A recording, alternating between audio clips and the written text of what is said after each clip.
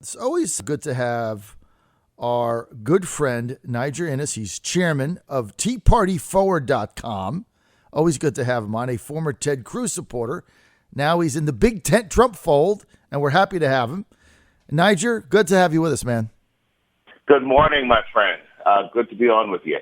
Now, Niger, what do you think of this bathroom mess? Let's just get right to the heart of the matter. What do you think of this thing? And what do you think about the fact that Obama says, well, if you don't do it my way, no money, honey?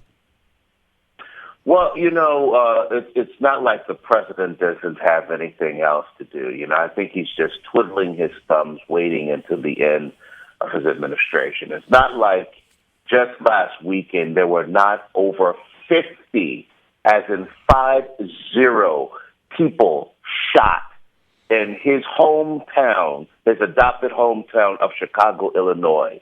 It's not like there's not a carnage every night in the streets of Chicago of blacks and browns being murdered or killed or maimed or mugged, and he has done nothing about it in his adopted hometown. It's not as like the world is on fire with Iran on the brink of getting a nuclear weapon. So of all the things that the commander-in-chief, the president of the United States, has to do, he's deciding to get involved in bathrooms in North Carolina. I think it's absurd. I think it's silly. This is clearly a state issue that has to be determined by the good people of North Carolina. I think the fact that the Attorney General, who I actually personally like, but am terribly, terribly disappointed by, for her to compare this bathroom mess to the civil rights struggle of black Americans is disgusting and it's an absurdity. I'll try not being subtle for the rest of the interview, but that's kind of how I feel. I don't want you to be subtle. That's why we have you on, because you're on the Straight Talk Express. So we always expect that from you, even when we don't agree. Now, Niger, look at Texas here, right? You got Lieutenant Governor of Texas, Patrick, very conservative, in your face, says, look, I'm not going to be bullied by the president. You can keep your money and stick it where the sun don't shine. But you know what? I don't have to send you money up there. Now, how is this whole thing going to play out? Obama says, look, this isn't the way it works. We take your money, and then if you don't comply, we're not sending it back. Screw you. What happens? Well, he's doing power politics. He's using the leverage and the bully power of the federal government to impose a particular policy agenda. History is going to show that this is the most radical left-wing president that we have had probably since Woodrow Wilson. And it is most unfortunate. He is a president that just does not believe in the 10th Amendment of the Constitution, which says that all powers not dictated to the federal government by the people are reserved to the states. And this is a president that just does not believe in that unless that state happens to conform to his left-wing, far left-wing ideological agenda. Texas can't survive without this money. So basically, if Obama follows through on the threat, Texas is going to have to comply, right? I mean, that's the bottom line. Well, what did Trump say about the Supreme Court? Delay, delay, delay, delay, delay. I think that hopefully the good folk of Texas, and I, to be completely blunt, I don't know the particulars of this particular case, but I'm hoping the good folk of Texas can delay as long as possible until there's a new president in town. All right, we'll see how that plays out. Niger, let's get to presidential politics. Start on the Democratic side. Hillary Clinton can't put Bernie away. I guess primaries don't matter. He keeps winning. She keeps losing, but she keeps winning. Seems to be almost like professional wrestling where you just, you predetermine the winner. But here's the deal. I predict today Sanders is going to win both Kentucky and Oregon. He's tied in Kentucky and surging. He's going to win that. He had to come from behind in Oregon, but he's drawing big crowds there. So I predict Sanders is going to win another 2 primaries tonight, which will have been 5 or 6 or 7 straight. She's going to Philadelphia, losing primary after primary. They just had a huge convention blow up in Nevada, in Las Vegas, at the Paris Hotel and Casino. What the hell is going on out there?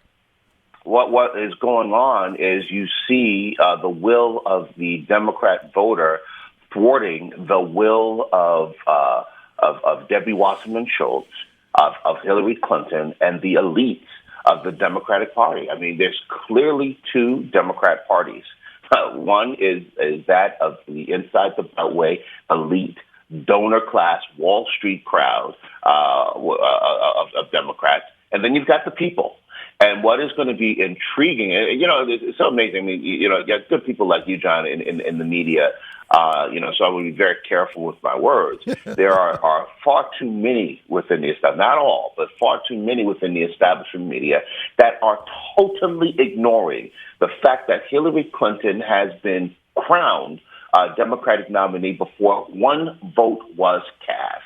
The DNC chair, I mean, Paul Reince Priebus gets beat, but the real elite power broker chair within our country that is not obeying the will of the people of her own party is not Reince Priebus, who's been pretty decent.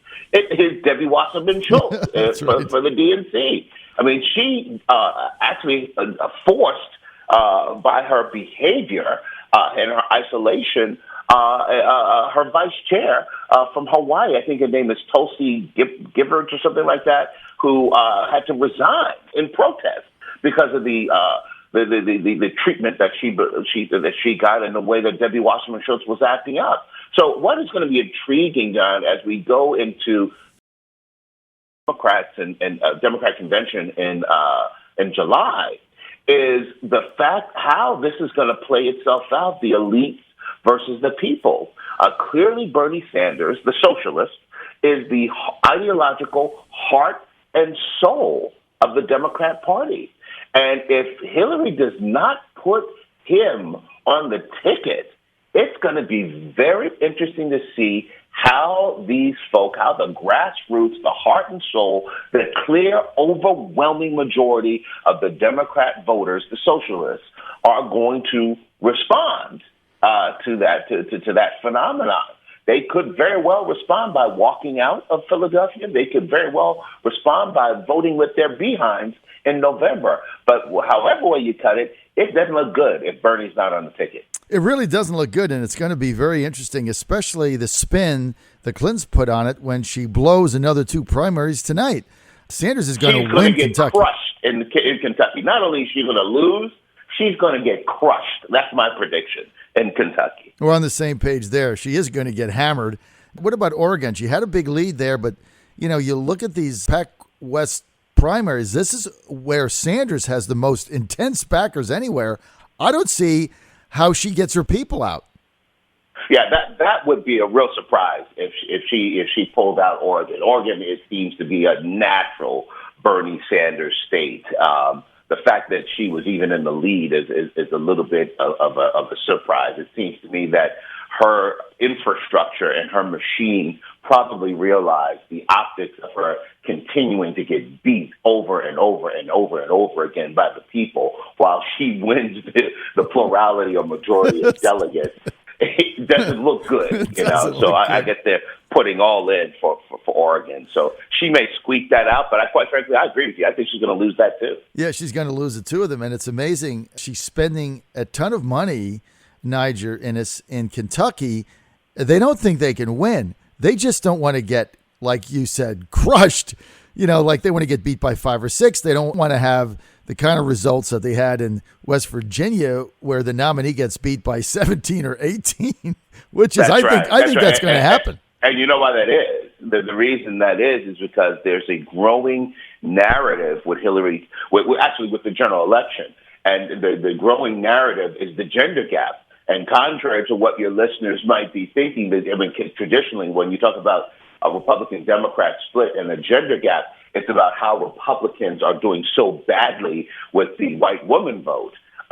With the gender gap, what we're talking about is she gets crushed in Kentucky, and quite frankly, if she even loses in Oregon, is the white male gender gap that exists. She got hammered, and like you said, hammered in West Virginia because these poor coal miners remember what Barack Hussein Obama said and what Hillary Clinton has made a pledge to continue, which is to put the whole industry out of business. and not to put the coal industry out of business because the market decides that there are just better ways to develop energy and cheaper, more environmentally responsible ways to develop energy, because there is not, and because we sit on probably 100 years, if not 2 centuries, worth of coal reserves. Starting with Obama and continuing with Hillary, they demonize one industry and jealousize, if that's even a word, right, other renewable forms of energy, which is silly, absurd, and not good for business and not good for jobs in West Virginia or Kentucky. Well, I'm really going to look forward to the results coming in and her getting hammered again and how they're going to spin this thing tonight when they blow another 2 primaries as they're going into the finals, which they're going to get beat. You know, Sanders is now pulled even with her in the Golden State. I mean, he's going to win California. I mean, it's pretty funny what's going on. Oh, my God. If Sanders comes close to beating Hillary in California, that is an abysmal disaster for her. And obviously, we are in, we're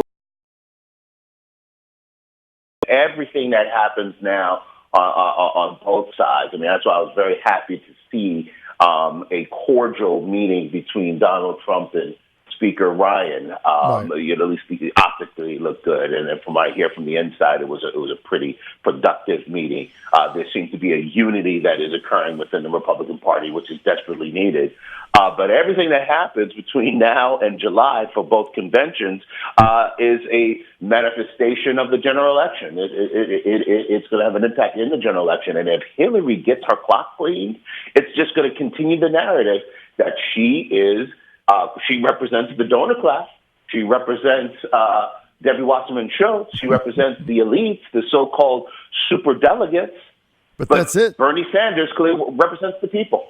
It's going to be fascinating if he pulls California off, and I'm predicting 2 wins tonight, and I think he wins there. And that's going to be the story on June 8th when everybody gets up. I got 2 minutes. Look, we spent a whole segment today on this talk and emails going back and forth about secret meetings, and Ken Cuccinelli is still at Ted Cruz headquarters getting paid. We think he's plotting something.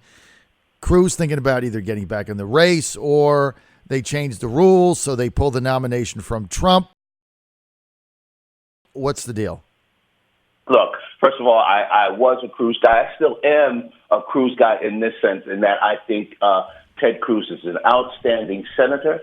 I think he is going to be continue to be an outstanding leader of our party. I mean, my God, John Kasich was talking about he's the last man standing. He won 1 primary. He won Ohio. Ted Cruz won 11 or 12 states and territories. He had millions of voters. It was clearly, by the end of this process, it was clearly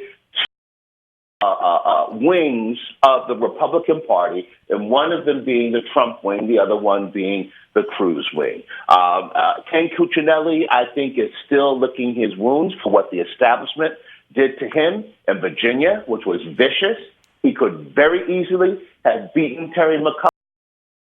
The Republican establishment and donor class had rallied behind him. They did not. And I can't blame him for being pissed off about it. Having said that, I think now is time to bury the sword and take out the rake to plant some seeds. I'm sure I'm messing up my metaphors here. You got it. Bury the hatchets and plant some seeds. I like it. Niger, we're out of time. I want to thank Niger Innis for being with us. Always good to have him on. And now he's hashtag Trump train, so we're happy about that. Niger, good to have you in the big Trump tent. By the way, tent. Your listeners should check out Citizens for Trump. It's a great website. Citizens for Trump. And you can check out Niger. Go to teapartyforward.com, teapartyforward.com.